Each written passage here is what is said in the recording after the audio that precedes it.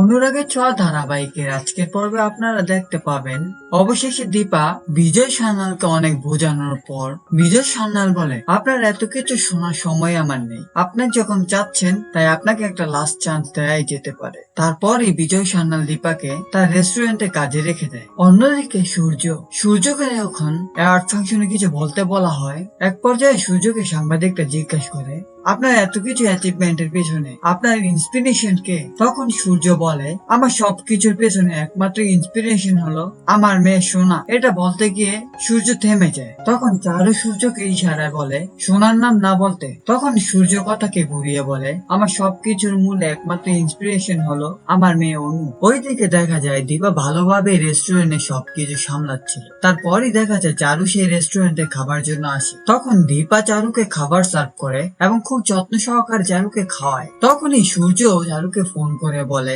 আমাদের বেরোতে হবে, তুমি এখনই চলে আসো। তারপর দেখা যায় সেখানে চারুকে নিতে সূর্য চলে আসে। তারপর সূর্য চারুকে নিয়ে বেরিয়ে যায় বাড়ির উদ্দেশ্যে। অন্যদিকে দেখা যায় বিজয় সান্যাল রেস্টুরেন্টে চলে আসে। রেস্টুরেন্টে সবাই দীপার কাছে খুশি থাকলেও বিজয় সান্যাল রেস্টুরেন্টে এসে দেখে দীপা রেস্টুরেন্টে পুজো করছে। তা দেখে বিজয় সান্যাল রেগে যায় দীপার উপর। দীপাকে বলে, খুব তো বড় বড় কথা বলছিলেন, এখন কোথায় গেল আপনার বড় বড় কথা? হ্যাঁ বন্ধুরা, অনুরাগের ছোঁয়া ধারাবাহিকের আজকের পর্বে যদি এমনটাই হয়, আপনাদের কেমন লাগবে কমেন্ট করে জানাতে ভুলবেন না।